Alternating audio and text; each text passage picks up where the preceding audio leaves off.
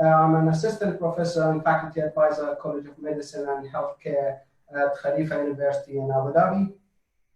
What I will be presenting today is, as I've been asked, it's about the United Arab Emirates system and how this opportunity of COVID-19 has been used to strengthen the resilience of a health system.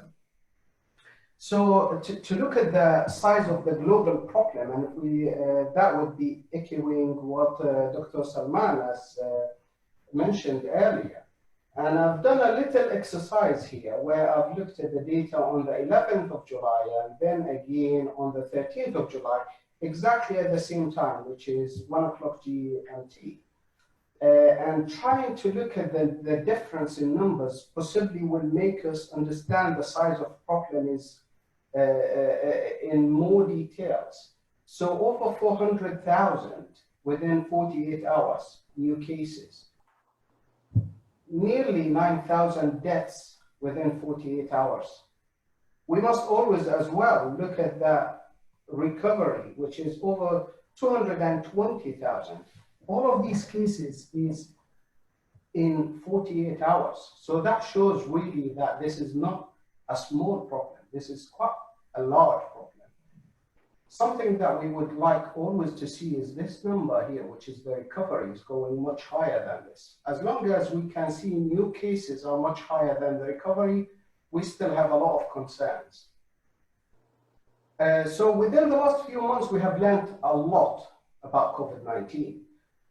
Yet, I think the next months, years, we still got plenty to learn.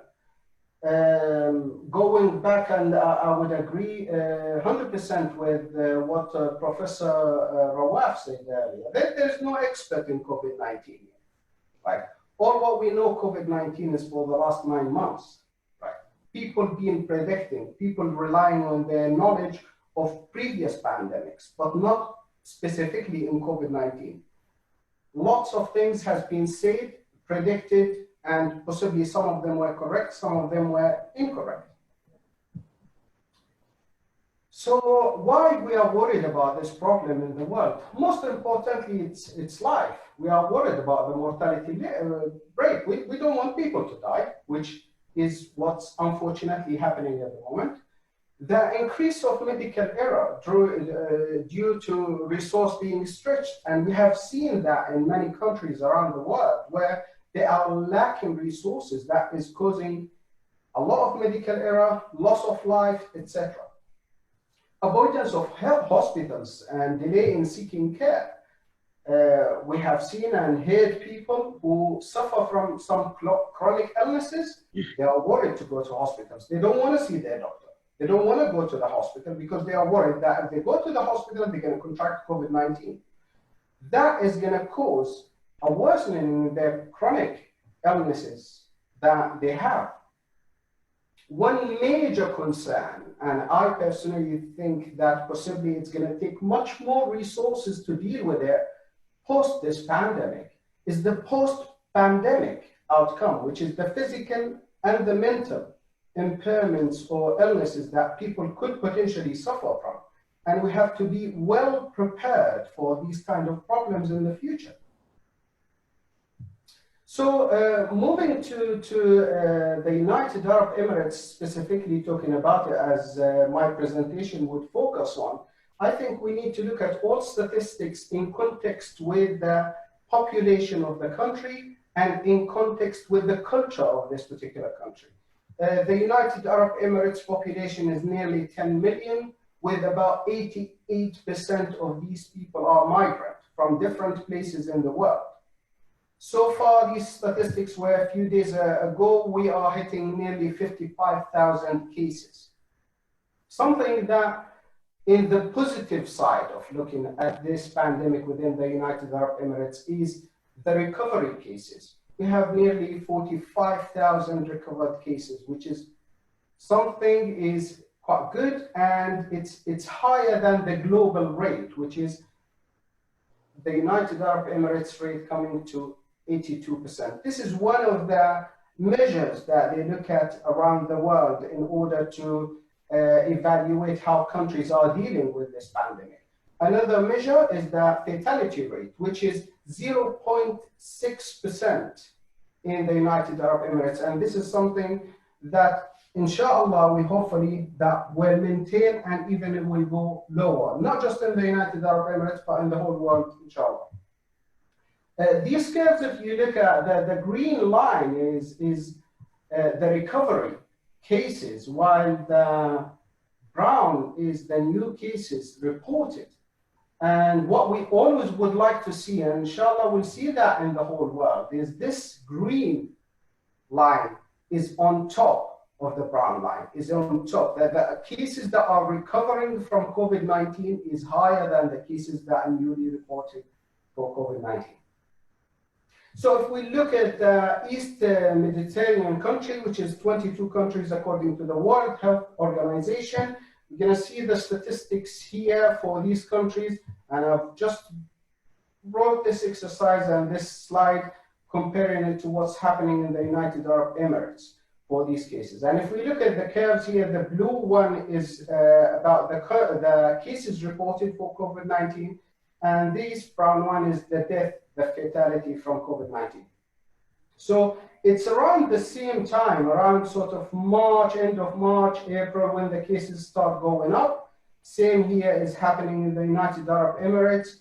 Then after June, there is a big drop, and then it's going up again here. The thing that would be quite good in context of the size of the problem in the United Arab Emirates, that this line is flattening up a little bit here after May in terms of deaths in the United Arab Emirates. So if we look at this data and we look at specifically about after April, why this increase started in here in the United Arab Emirates, okay? And there was more testing and opened several additional drive-through COVID-19 testing facilities. So obviously more testing, they're gonna discover the asymptomatic patients that have contracted COVID-19 and not showing any symptoms. Another increase here is happening over just at the end of May, early June, another number going up. So what's happened there? It's Eid al-Fitr. Again, as I said earlier, we need to look at the context of the culture. Has people been ignoring social distance? Has people been ignoring the use of PPE and the precautions that they should be using? And that's why these numbers has gone up. Then there's a few days here after the 5th of July, you can see a spike up on the numbers there again. And if we think about the reason, is it more testing here? Because in the United Arab Emirates on the 5th of July, they announced that 100% of the federal government staff has to go back to work. And all of these staff, they have to be tested for COVID-19 before they go back. So again, is there a possibility that we have asymptomatic patients again, and we'll start discovering them by enforcing these tests? Well, the term of testing or not testing is quite big. What's coming up next? Eid al-Adha. Has the public learned something? I hope so.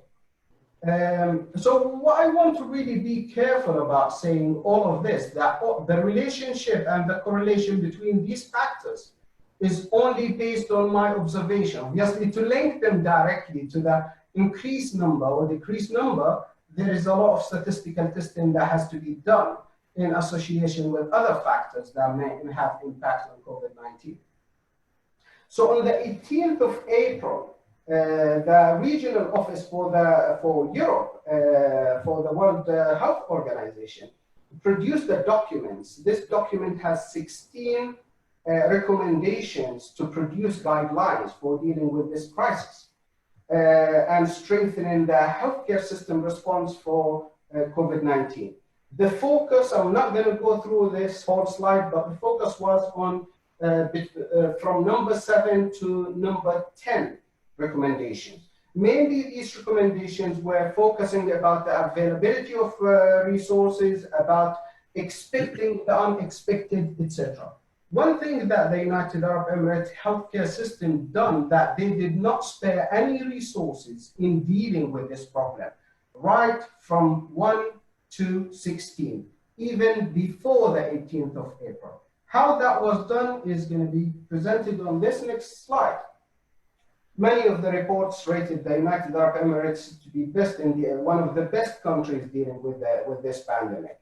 So what they have done, there was early gradual lockdown response. And I would like to emphasize the point of gradual, because if we don't do the lockdown gradually, then it's going to cause chaos. We have seen that in some countries where they don't allow people to go out from their home. They said, this particular time stop, you can't go out, and people go absolutely all over the place trying to get their shopping, etc. So these kind of measures has to be gradual, otherwise it will cause chaos. The early national COVID-19 sanitization, the availability and accessibility of tests. Okay, the test is provided free in the United Arab Emirates for any person who's been in contact with a COVID-19 patient, or has been traveling recently, or presenting symptoms that are related to COVID-19. They were building test centers. By the 14th of May, there was over 1.5 million COVID-19 tests have been conducted across the United Arab Emirates. I know that testing is a controversial topic that many possibly would agree or disagree that we shouldn't do mass testing. One of the issues with the testing, that the test is valid at the time it's being done. Apart from talking about the specificity of the test, that there is false negative or false positive, but actually someone could go and do the test and proven negative, and half an hour later come in contact with a COVID-19 patients, and then they become positive, right? So the measures that we can take always, they minimize the risk. There isn't a single measure that we can take to eliminate the risk completely. The availability of the PPEs were available for healthcare workers and for the public. There was no shortage of that. Maintaining the availability of non-COVID-19 related treatment, and this is extremely important. And that would be echoing to the point that Professor Salman said earlier, that we need to look at other issues that we need, other treatment that we need, not specifically only for COVID-19, but some of my colleagues have heard in some of the hospitals, they needed extra supply for some of the renal medications that their patients taking. And they made sure that these resources were available for the hospitals. Increase the supply of the resources for the pandemic, and the national campaign for mental support. And again, this is extremely important because we are dealing with a problem that we may have to deal with the consequences of COVID-19 post this pandemic. Effective communication with the public, $5.5 thousand nearly the fine for some of people who would post false information on social media. And I think this is extremely important because it caused a lot of problem in the world. How I'm saying that these guidelines were achieved in the United Arab Emirates system, healthcare system? It's even before the 18th of April. In early March, they started building new medical facilities to help treat COVID-19 infection. Some of these medical facilities were built in some industrial areas. On the 8th of March, schools were shut and start distance learning. 20th of March, the first 2 deaths were announced. 28th, new testing sites opened. By 10th of April, Abu Dhabi service company, which is Saha, announced an opening of 13 additional COVID-19 test centers. So what we've learned so far, always prevention is better than cure, and there's nothing different in the COVID-19 than any other pandemic in the past. We need to prevent this disease rather than dealing with curing it. Patients and public informed decision-making process and involvement is a vital attribute here. Now we are relying on people understanding of the size of this problem to try to prevent it. considering the margin of error in COVID-19, which is basically what I've said earlier, the false negative. Okay, someone could be false negative and going around spreading the disease to other people if we don't take these measures. Cultural impact is extremely important. Public education regarding preventing and minimizing the spread of the virus is vital, and the use of the PPE and social distancing. What we need to do potentially from now on is be productive while be cautious at the same time, which I think it's a key factor for dealing with this problem. We can't shut down economies, shut down all countries, or they have to open. People, possibly some people will have to go to work. So we need to still be productive, but at the same time with caution. Expect the unexpected and be prepared. And on top of all that, I'm just going to emphasize one extremely important problem here, which is public education. I think public education is the key in dealing with this problem. If the public does not cooperate, then it is a big. Now, I'm finishing with this with a virtual handshake, so keeping the distance. And thank you very much for listening. Thank you, Dr. Al-Omari, for your comprehensive presentation. And if you allow me just to point one issue or one remark from your presentation, very important. I think that available of resources by itself, I think, as you mentioned, are not enough. The major or the main issue is how resources, if well managed, make differences. And you illustrated the case or the experience of the United Arab Emirates and how they respond successfully to the COVID crisis, and they manage it properly according to WHO guidelines and the best practice, and therefore they utilize and manage their resources in a good way. I will take one question and ask you before that.